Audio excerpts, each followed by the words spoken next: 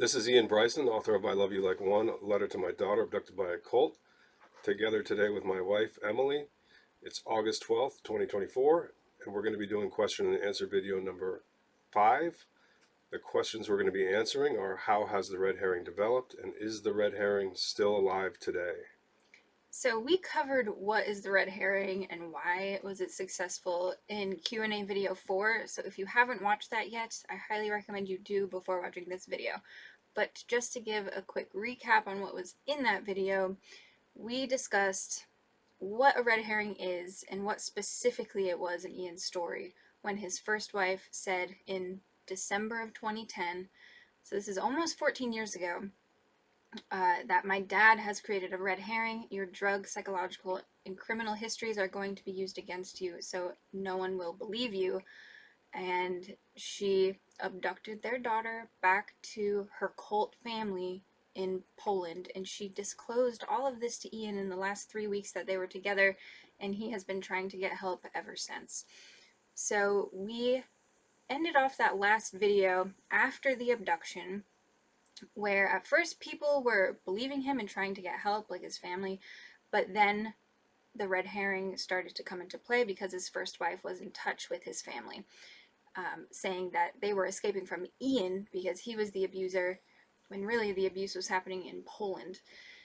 So Ian was frantic trying to get help, and everyone thought that he was the crazy one because he was saying things like ritual abuse and mind control and all these things that his first wife told him that she didn't say to anyone else, only to him, because she wants to get out of the cult.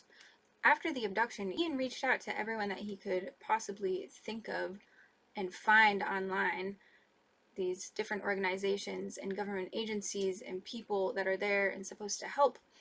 But as one woman said on the phone to him, she said, "The system is not set up to help you."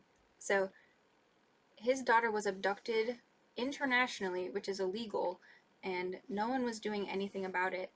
And this made Ian grow more and more frantic and desperate because his daughter was now in a very unsafe place, which is where he did not want her to be.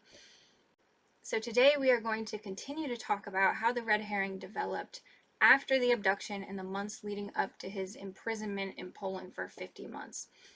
And after that, we are going to talk about the most current update on this situation, which is an email from his first wife that she sent to many family members, many friends, people in our church, and we don't even know everyone that this email was sent to.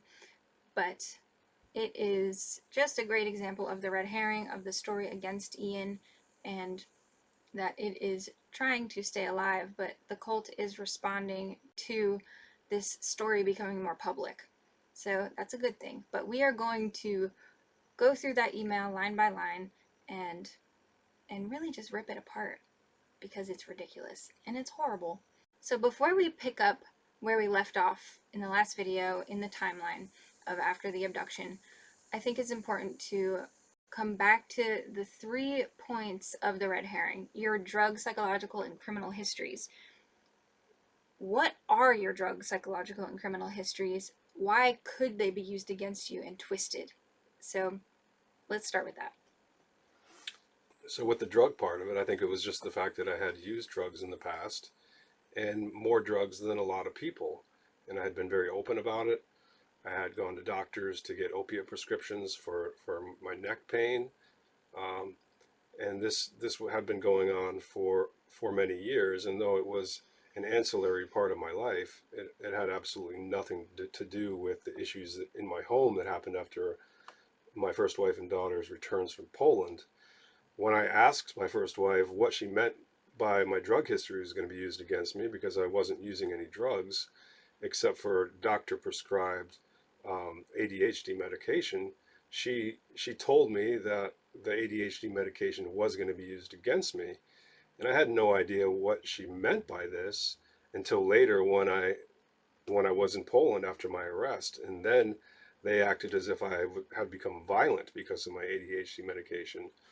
With the psychological part of the red herring, again, it was just the fact that I had seen a psychologist and I had been diagnosed with depression, with panic disorder, and then later with ADHD. So it was just the fact that I had these diagnoses and had sought psychological help for what was primarily due to living with my first wife and those changes that occurred after visits to Poland. It didn't matter because pointing the finger at me having any psychological history at all was enough for the red herring to work on certain people. For the criminal history, I had no criminal record at all, and I still have no criminal record. Um, but it didn't matter because I had been arrested. So they were able to twist these stories into framing me as a criminal, even though legally I was not and am not a criminal. You did have run-ins with the law, which you spell out very vulnerably and in great detail in the book, but those were simply used against you to paint you in a certain image so that the red herring would be successful, when really those incidents were and are completely unrelated to what happened with your first wife. None of those parts of my history had anything to do with the issues that were in our home following the 3 months that my first wife and daughter were in Poland. The other thing that my first wife had said to me was that I'm a typical abuser. And like that made no sense to me because I was trying to get help. I was begging her to get help and tell the psychologist what she was telling me, and I was begging her to take our daughter to the doctor with me. So I had absolutely no idea what was coming next after the abduction, other than what my first wife had been telling me. Okay, so picking up where we left off in the last video, after the abduction, tell us more about what happened, what people's responses were, and how the red herring developed over those months leading up to your imprisonment in Poland.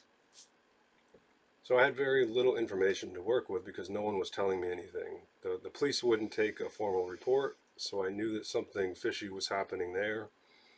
And then the fact that my parents initially had supported me and helped to try to get me help with the U.S. Embassy, but then were acting very suspicious around me, and the fact that they had me tricked into going involuntarily into a psychiatric hospital.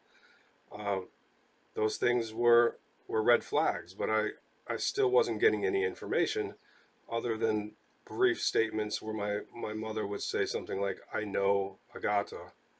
And I would look at her like, are you crazy? How do you think you know my wife?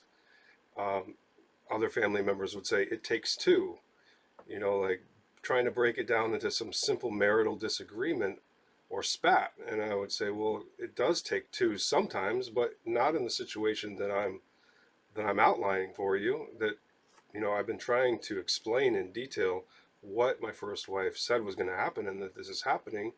And in this particular case, it doesn't take two. That doesn't mean that I'm perfect or that I didn't have anything that I was also working on.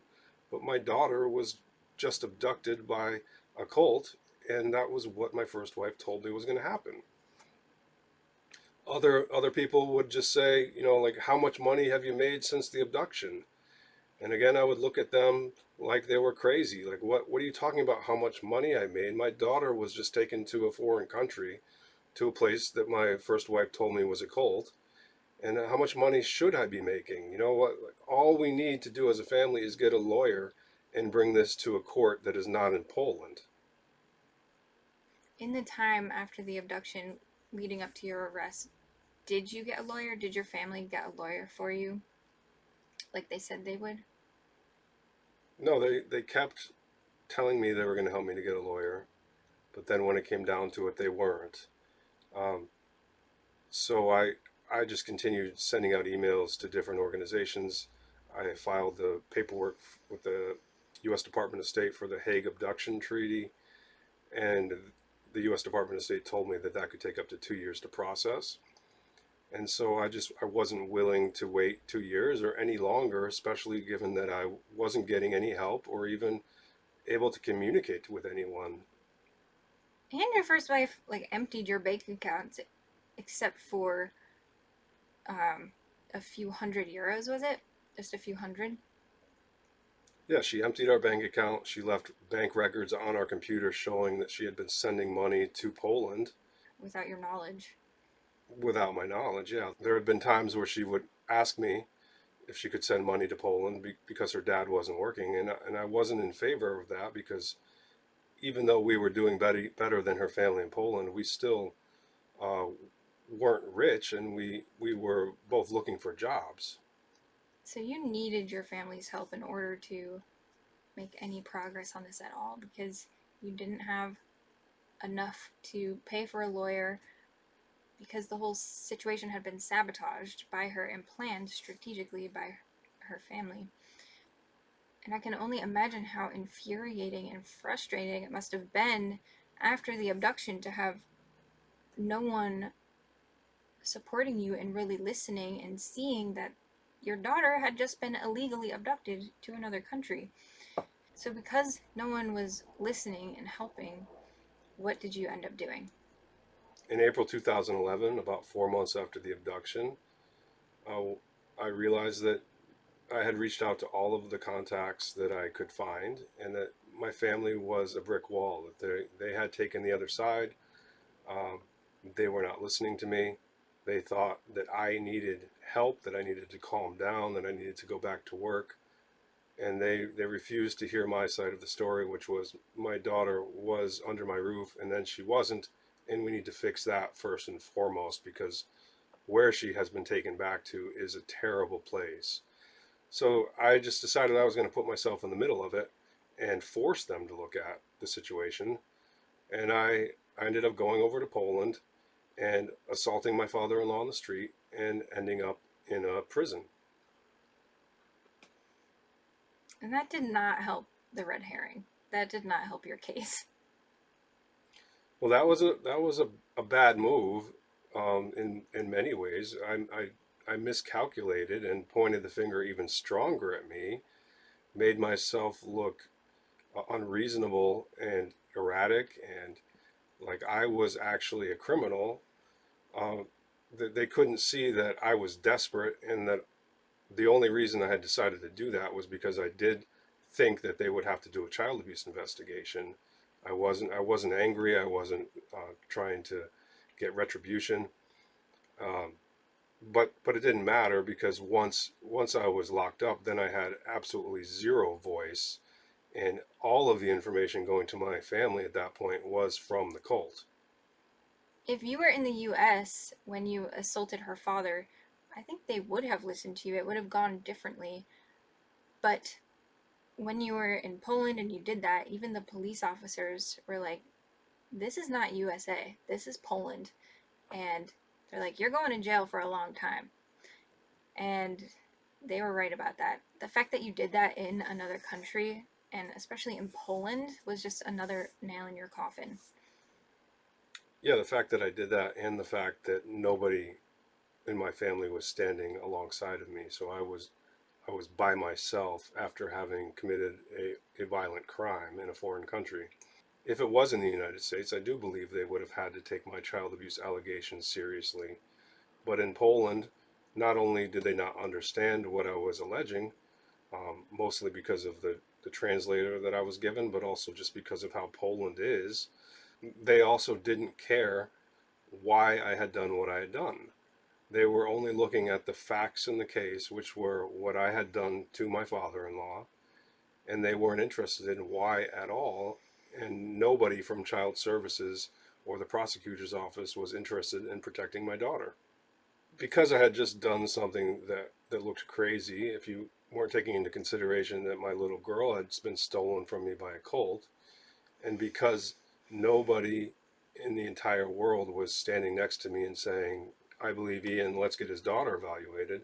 The next step was to have them have me evaluated by a court psychologist who looked at the paperwork and saw what I had done, saw that no one believed me, including my mother and father. And so that's how I was diagnosed with a delusion, which is just a belief in something that nobody else believes in and there's no evidence for. The only reason there was no evidence for it is because there was no child abuse investigation. And the only reason there was no child abuse investigation was because there was no one standing with me and saying, help Iain get a child abuse investigation for his daughter.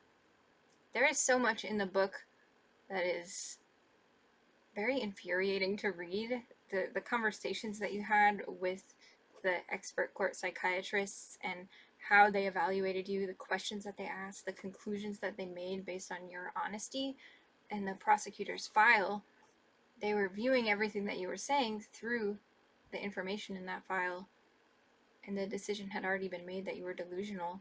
So the expert court psychiatrists were evaluating you in light of the fact that no one else believed you, and that they claimed that they did not have evidence for what you were saying, what you were alleging, even though they did not investigate what you were saying. Yeah, they even told me that they didn't believe that ritual abuse exists. One of the psychiatrists said that he had never heard of a woman being abused who wouldn't get help on her own for that abuse. He said that many minds in Europe don't think that DID, dissociative identity disorder, exists. He asked me what if my first wife and daughter were better off now that they weren't in my home, and just ridiculous things like that. Like, wouldn't it be nice if you were crazy? Then your daughter wouldn't be being abused. Yeah, wouldn't it be nice if you were crazy was a great question. Um, And you were taking notes while he was saying these things, which I love because you were documenting everything because you saw how ridiculous it was happening right before your eyes. yeah, I knew that they were wrong, but there was nothing I could do in the moment because I was the one dressed in blue pajamas who was standing trial. But of course, there's many situations where women who are being abused don't or can't get help. Of course, dissociative identity disorder does exist, as does ritual abuse. And the only reason that they didn't have evidence for these things is because they were stonewalling me and refusing to do a child abuse investigation. So, what about the U.S. Embassy? What was their role while you were in prison in Poland? How did they help you? Did they help you? The U.S. Embassy didn't help me at all. They visited me about every 6 months because they had to, because I was a U.S. citizen in a foreign prison.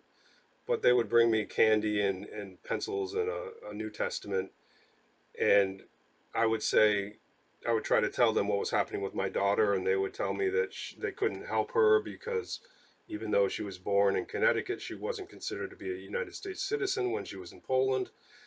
And I would tell them that the interpreter that I was given couldn't understand me, and that was really messing me up with my trial.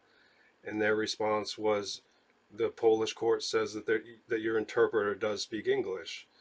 The fact that I said that she didn't speak English didn't matter to them. They told me that they had to go along with the Polish court in this situation.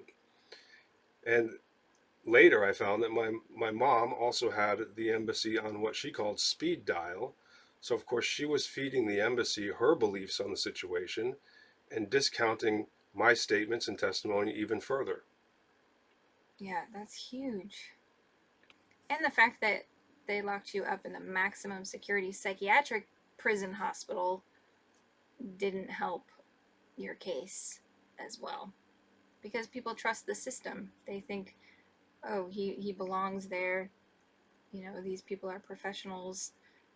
When really it's, as you say in the book, it's a Muppet show. It's a joke. The only things they evaluated me on were what other people believed about the situation and the fact that there was no evidence.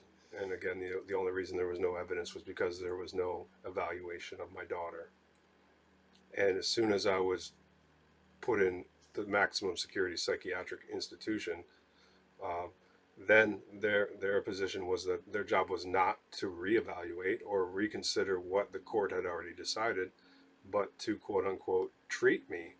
So I never had anyone look over the facts again from that point on. So there is so much detail about what happened in prison in the book, but could you just give a brief kind of summary of your 50 months there, and specifically on how the red herring developed? If anything changed, was there any glimmer of hope that people were beginning to see the truth and believe you? So the only information that I received after my imprisonment was from divorce papers, divorce and termination of my parental rights papers that were filed by my first wife and her family. I was aware that the allegation was that they had escaped from me in fear of their lives. And I responded to the divorce papers and said, that's not true. Can we please just evaluate my daughter? From that point on, it was just about getting out of the trap I was in and cycling through the system. And nobody in an official capacity was willing to consider that there had been a mistake. Um, and I just had to push through the system. So it's been about 9 years since you got out of prison, and it's been almost 14 years since you last saw your daughter, since she was abducted. And you released the book this last May 2024. And then we got this email from your first wife, which is the first that you have heard from her since seeing her in court almost 14 years ago. So this email was sent this summer of 2024, to family members and friends, even pastors at our church, and I'm sure other contacts that we aren't aware of, because someone that received this email sent it to us. We didn't get it directly from Agata, his first wife.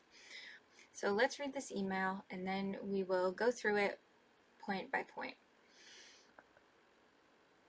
Dear family and friends of Iain Bryson, as you know, I have been staying out of Iain Bryson's way for more than 13 years, although he kept threatening, abusing, stalking, and slandering my daughter, myself, and my family for this whole time. I kept quiet for a long time about his actions, and it ends today. I have ran away from him with my daughter and only my purse, leaving behind all that I owned. As many of you know, I fled not because Iain Bryson abused and molested me.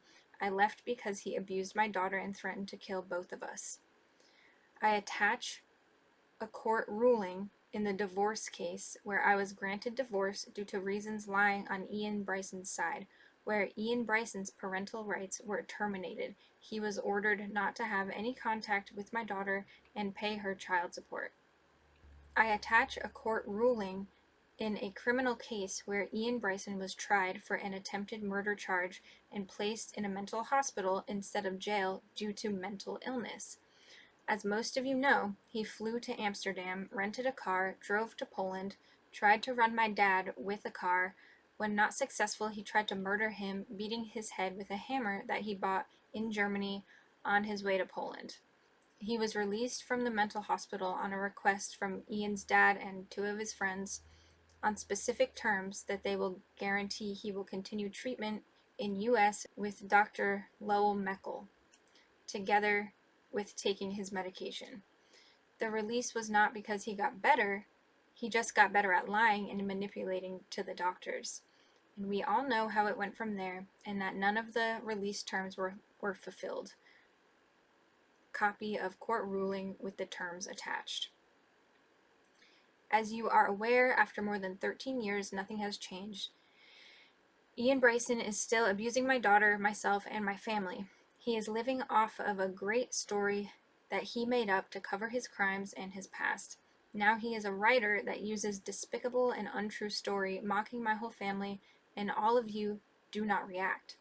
I assume all of you read his posts/comments where he is threatening us, and none of you have done anything to stop it/report it/warn us.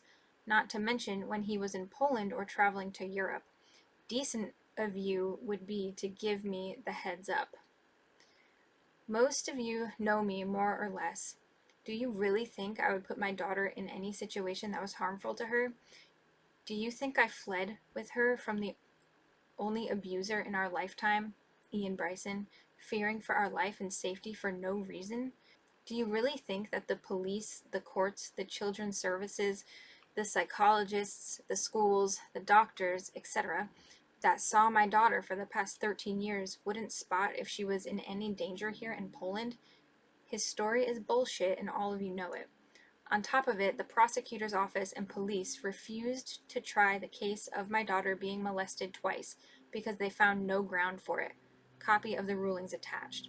Let that sink in for you. The only abuse my daughter has, and unfortunately is still facing, is from Iain Bryson.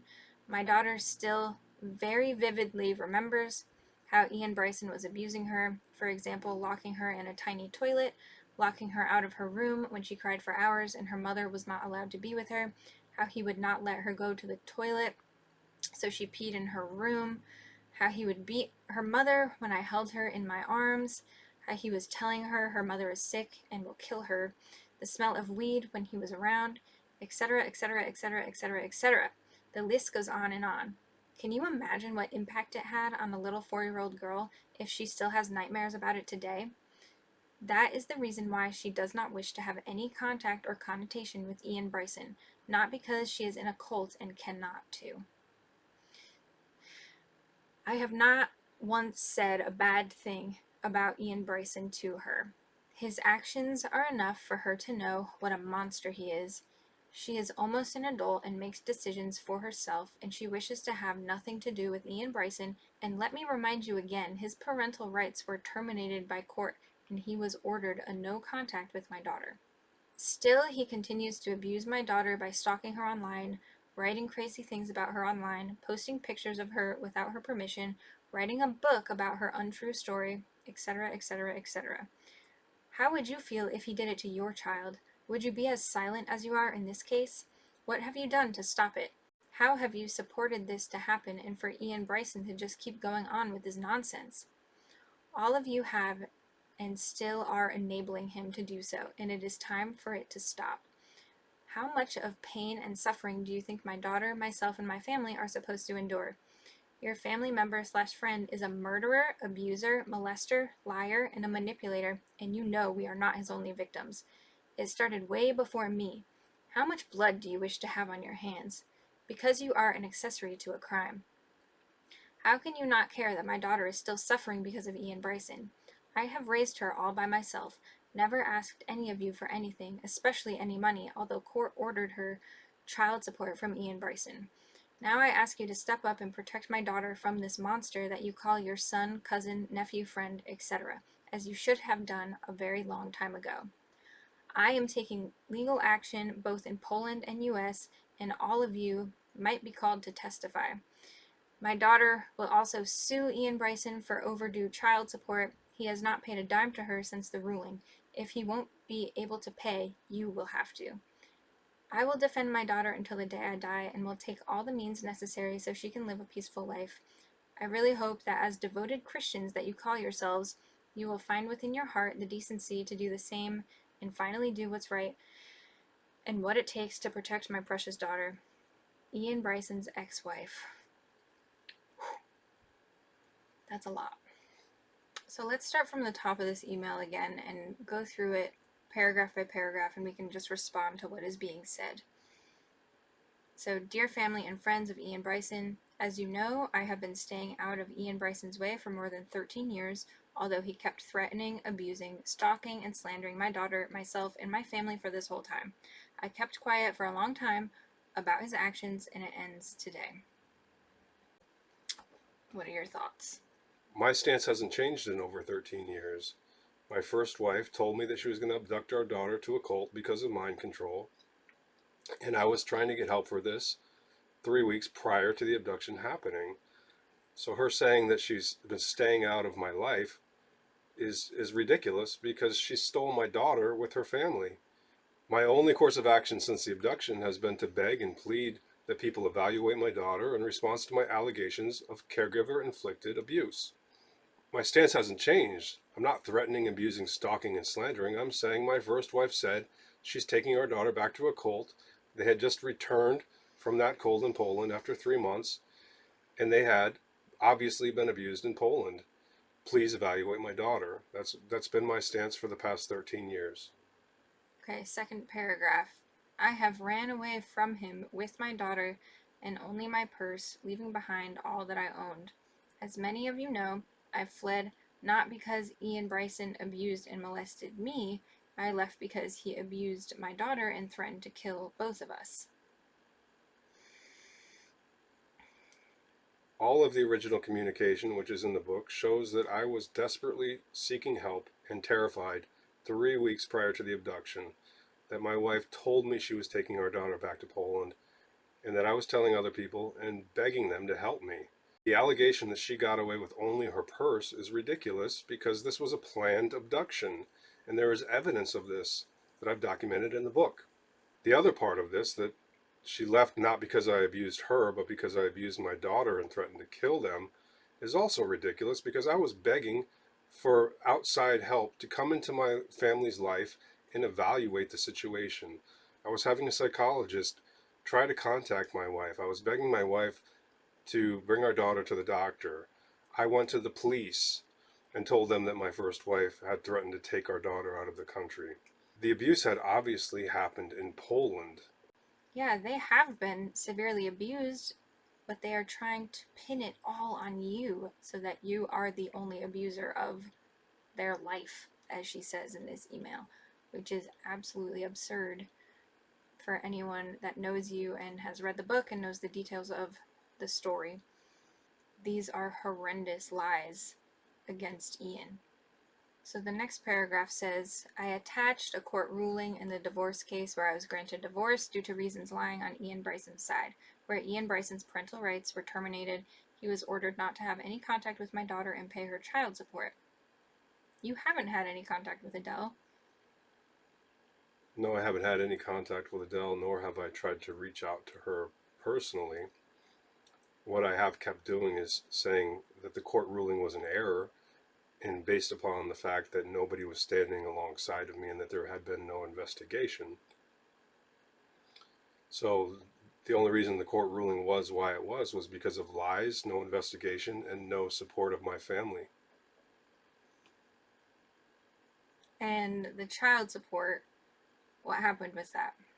I attempted to send a Western Union to my first wife, and it was returned to sender.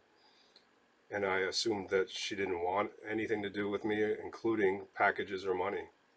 It's like they just wanted you completely out of the picture and completely out of Adele's life specifically. And maybe they were preparing for another allegation to say that I hadn't been paying child support. But I have proof that I did try to send a Western Union to them. So next paragraph, I attached a court ruling in a criminal case where Iain Bryson was tried for an attempted murder charge and placed in a mental hospital instead of jail due to mental illness. As most of you know, he flew to Amsterdam, rented a car, drove to Poland, tried to run my dad with a car. When not successful, he tried to murder him, beating his head with a hammer that he bought in Germany on his way to Poland.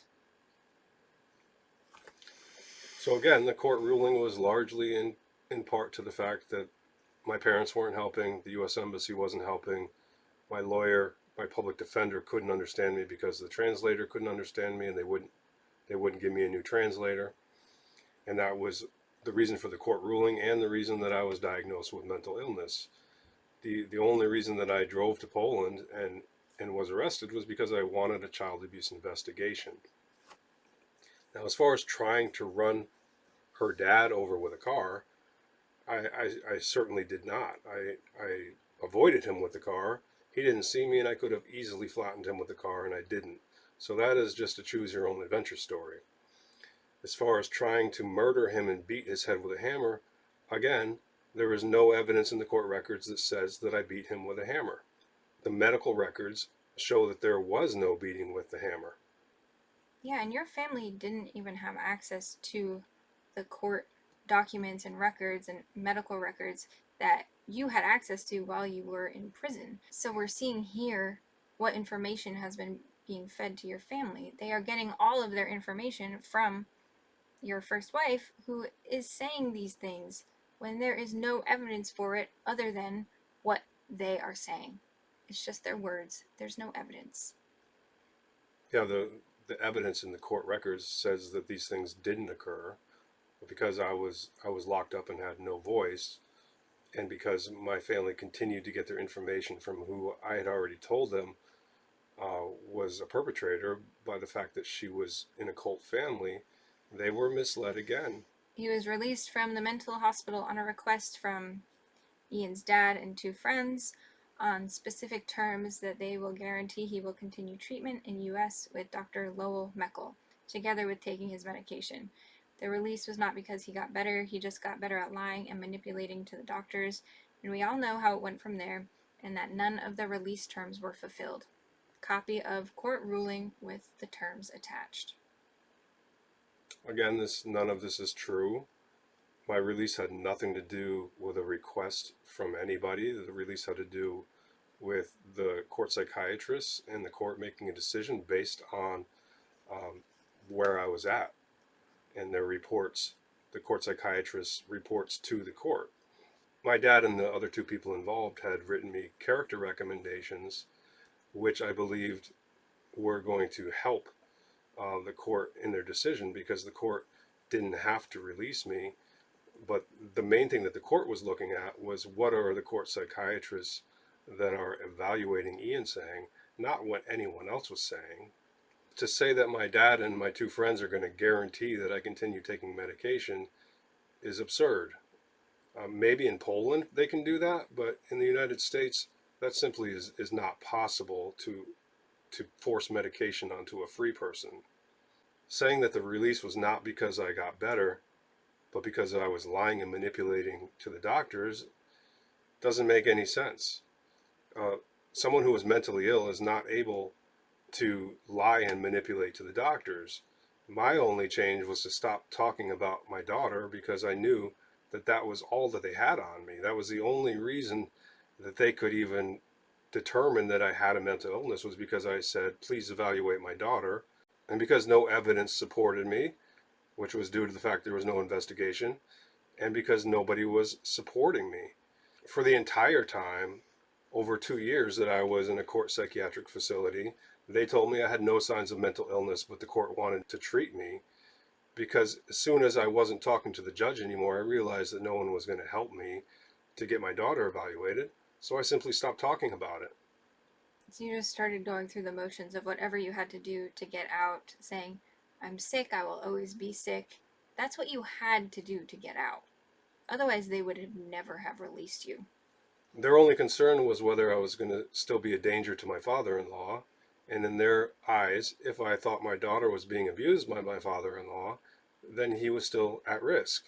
Once I realized that nobody was going to help me get my daughter evaluated, all I had to do was stop saying that he was a danger to my daughter and wait for the release so that I could begin saying it again. All right, next paragraph. As you are aware, after more than 13 years, nothing has changed. Iain Bryson is still abusing my daughter, myself, and my family. He is living off of a great story that he made up to cover his crimes and his past. Now he is a writer that uses despicable and untrue story, mocking my whole family, and all of you do not react. I assume all of you read his posts/comments where he is threatening us, and none of you have done anything to stop it/report it/warn us, not to mention when he was in Poland or traveling to Europe. Decent of you would be to give me the heads up. After 13 years, I'm still saying my daughter was abused in Poland and is being abused in Poland because my first wife told me that her family's a cult family. To say that I made up the story is not possible if you read my book, because the story is full of original email communications which show that I was desperately trying to get help after they returned from Poland, telling people that my first wife was threatening to take our daughter back to the cult in Poland. I think it's interesting too, her approach of trying to make the recipients of this email feel guilty for not doing anything to stop you. And it's important to note that the title of this email is Call to Action. So she is calling people to step up and do something about you speaking up and sharing this story. It's a call to action which I've been calling for almost 14 years now. And in response to my allegations, which have stayed consistent for the entire time, now they're just trying to flip it back onto me with greater detail, more allegations that nobody's ever heard of as far as I know. I've certainly never heard of these allegations.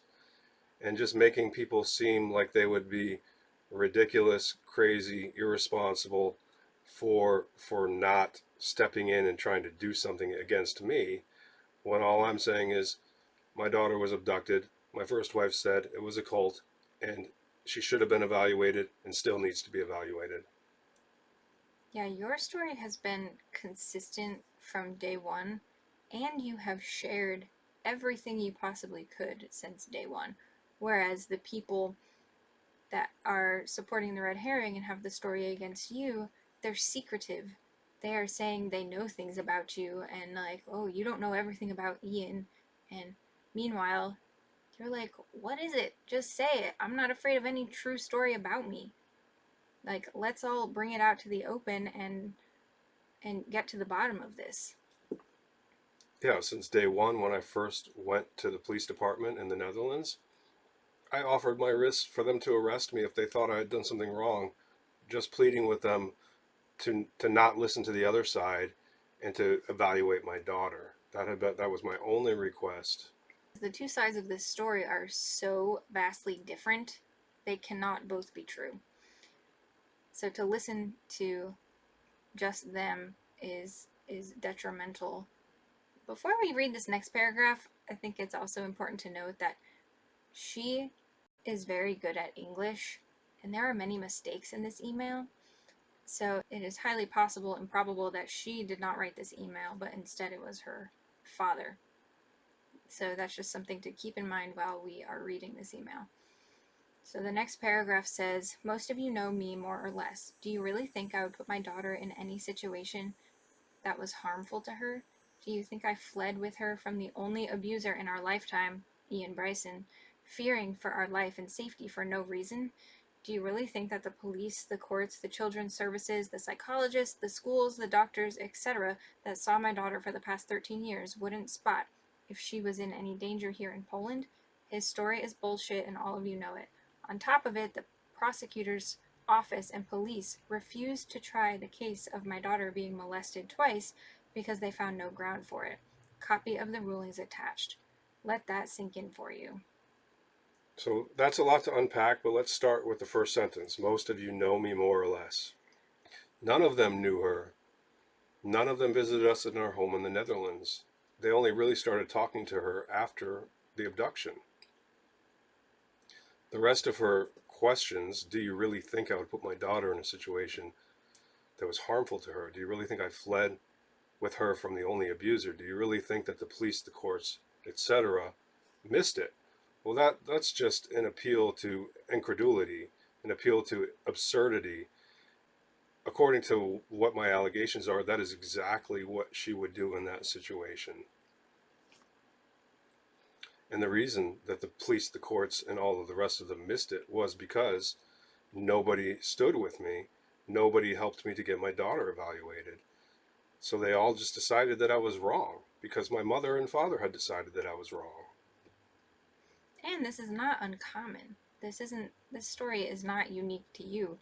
There is serious injustice in the system where innocent parents are being accused of crimes that the unsafe parent is committing against the children.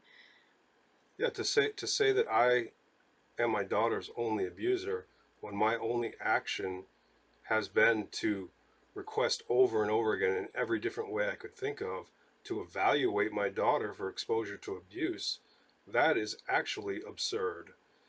I'm still saying, even in light of these new allegations that I had never heard of, all that we need to do and needed to do was evaluate my daughter for exposure to ritual abuse and mind control, which has been my allegation since day one. Mm-hmm. So her statement about the prosecutor refusing to investigate molestation doesn't make any sense because I didn't allege molestation. I alleged something far greater than molestation. And above, she says that I was a molester. So why would the prosecutor think that there was no grounds to investigate child molestation? If anybody was molesting the child, they should investigate it. And again, that was what I had been saying to the Dutch police, was that, you can figure out who the perpetrator is later. I'm telling you that my daughter just returned from 3 months in Poland. She had multiple signs of a child who had been abused, and we need to get her evaluated by someone who is informed on complex trauma. Yes. The next paragraph says, the only abuse my daughter has and unfortunately is still facing is from Iain Bryson. My daughter still very vividly remembers how Iain Bryson was abusing her. For example, locking her in a tiny toilet, locking her out of her room when she cried for hours and her mother was not allowed to be with her, how he would not let her go to the toilet so she peed in her room, how he would beat her mother when I held her in my arms, how he would tell her her mother is sick and will kill her, the smell of weed when he was around, etc., etc., etc., etc., etc. The list goes on and on. Can you imagine what impact it had on a little 4-year-old girl if she still has nightmares about it today? That is the reason why she does not wish to have any contact or connotation with Iain Bryson, not because she is in a cult and cannot. I have not once said a bad thing about Iain Bryson to her. His actions are enough for her to know what a monster he is. She is almost an adult and makes decisions for herself, and she wishes to have nothing to do with Iain Bryson. And let me remind you again, his parental rights were terminated by court, and he was ordered a no contact with my daughter. Again, the abuse symptoms came to light after they were in Poland for 3 months. And during the time that they were in Poland for 3 months, all the communication is in the book, as I've said before. They were all love letters saying how my daughter loves me, misses me, carries around the letters that I send to her, can't wait to be back together. Both, that was the stance of my daughter at the time and my first wife. After that 3 months in Poland is when I immediately trying to start to get help. When I immediately reached out to a psychologist, to the police, to friends and family, and was saying, something happened in Poland, please help, I'm terrified. To say that I was doing these things to my daughter while begging people to get help and telling them that I was terrified of what my wife was telling me and that she was threatening to take our daughter back to Poland is extremely ridiculous. All that I wanted was for people to come into my home and look at the situation. All that I wanted was for people to look at my family. All that I wanted was for people to evaluate my daughter. The problem and the location where the abuse was occurring, according to the evidence as documented in the book, is obviously Poland. I was trying to get help. The statement that she makes, I have not once said a bad thing about Iain Bryson to her, doesn't make any sense and is obviously untrue. Did she say negative things about you in front of her while you were together? She didn't say any negative things to my daughter about me while I was in the room, but she would do things like yell out in pain when I put my hand on her knee to talk to her, which made my daughter think that I was a bad guy. I was telling her that this was psychological abuse of my daughter because me putting my hand on her should not have made her scream out in pain and terror as if I was hitting her. The next paragraph says, still he continues to abuse my daughter by stalking her online, writing crazy things about her online, posting pictures of her without her permission, writing a book about her untrue story, etc., etc., etc. How would you feel if he did it to your child? Would you be as silent as you are in this case? What have you done to stop it? How have you supported this to happen and for Iain Bryson to just keep going on with this nonsense? So again, this is just another guilt trip on the readers of this email, when in fact I am the father of this little girl who was taken from me. I am the one who has been trying to get help for her since the moment it happened. What do any of these other people have to do with it at all, except that them standing against me has worked against my daughter ever being evaluated? Next paragraph, all of you have and still are enabling him to do so, and it is time for it to stop. How much pain and suffering do you think my daughter, myself, and my family are supposed to endure? Your family member / friend is a murderer, abuser, molester, liar, and a manipulator, and you know we are not his only victims. It started way before me. How much blood do you wish to have on your hands? Because you are an accessory to a crime. How can you not care that my daughter is still suffering because of Iain Bryson? I have raised her all by myself, never asking any of you for anything, especially any money, although court ordered her child support from Iain Bryson. Now I ask you to step up and protect my daughter from this monster that you call your son, cousin, nephew, friend, etc., as you should have done a very long time ago. This paragraph is absolutely ridiculous. How many other victims do you have? Like, I I can't even. Yeah, again, it's just a choose your own adventure story. Make up whatever details you want to fit in, and paint me however works for your story. It's so absurd. Like, how do the people that know you and have raised you believe that you could have blood on your hands and many victims? What is the abuse that she is even alleging that you're doing right now?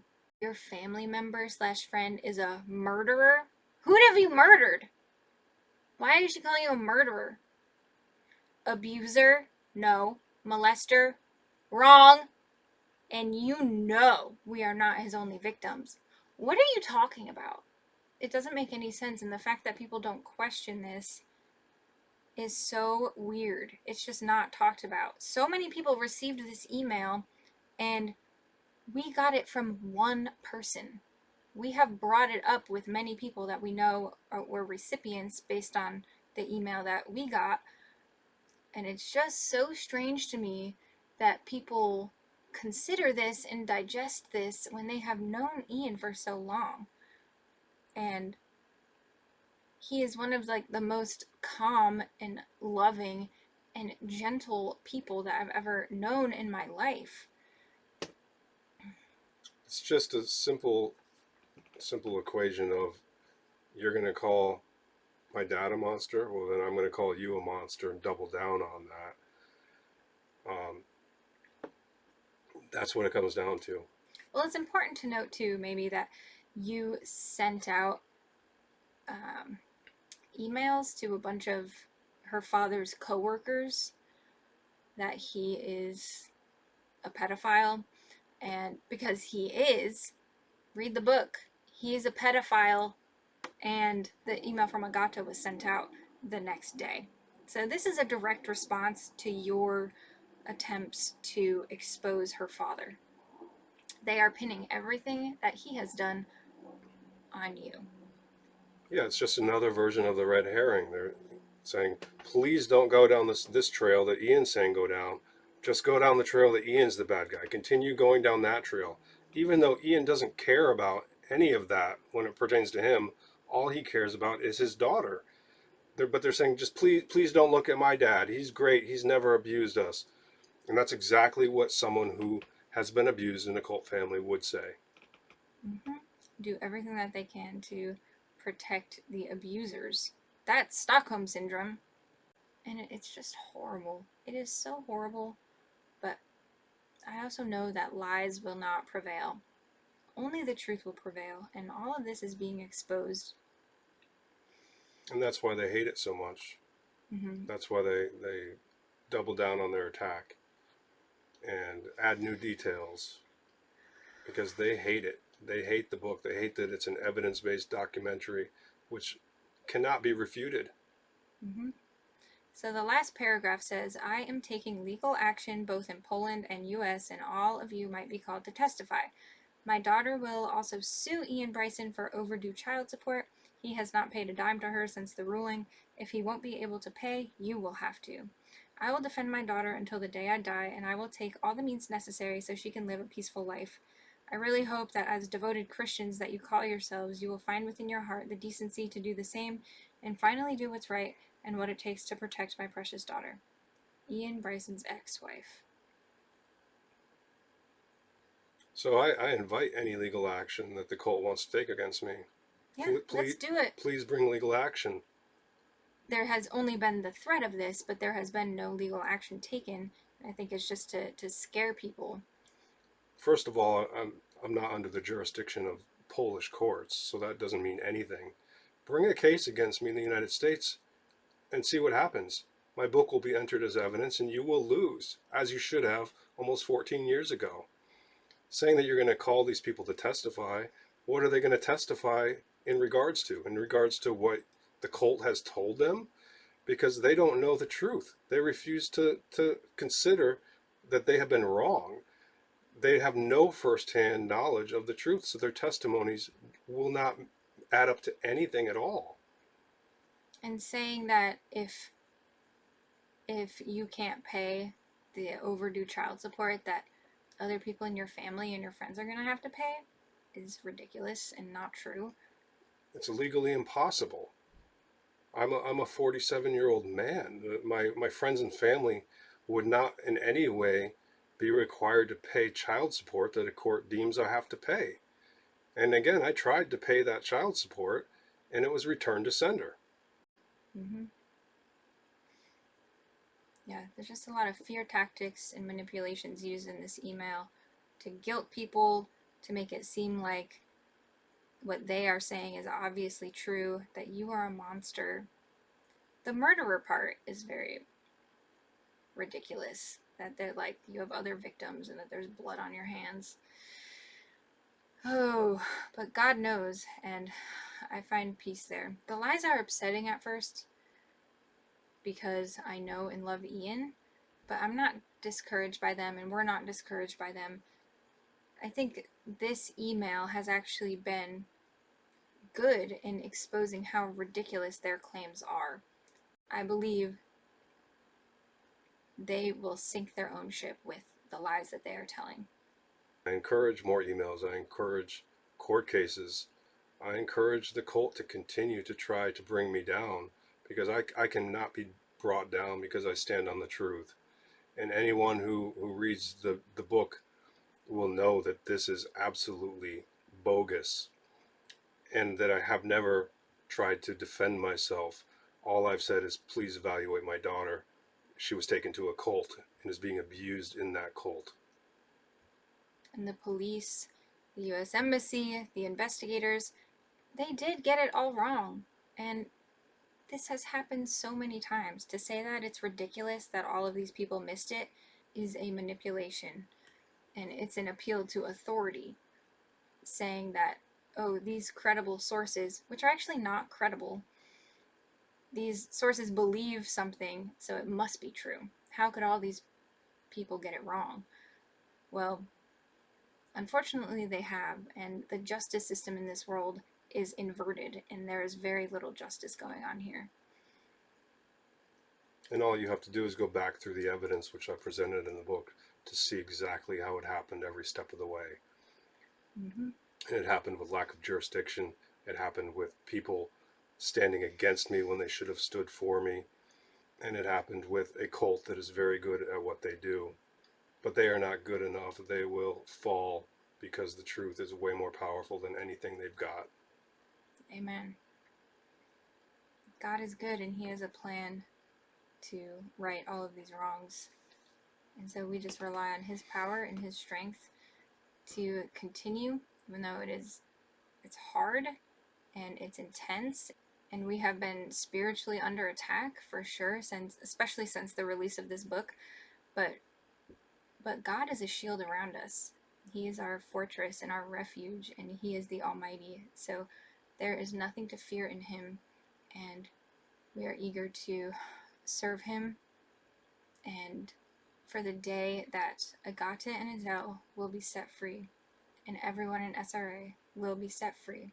And that's what Jesus came to do. He came to heal the brokenhearted and set the captives free. And that is where our hope is. It is God's strength, not our strength. But we will just continue to do what we believe we need to do by sharing this story and explaining the details of it. So we truly believe that the Luciferian kingdom is being shaken, and it will come crumbling down. It's just a matter of time. So praise God. The wicked will fall by their own devices, and they have no chance against the truth.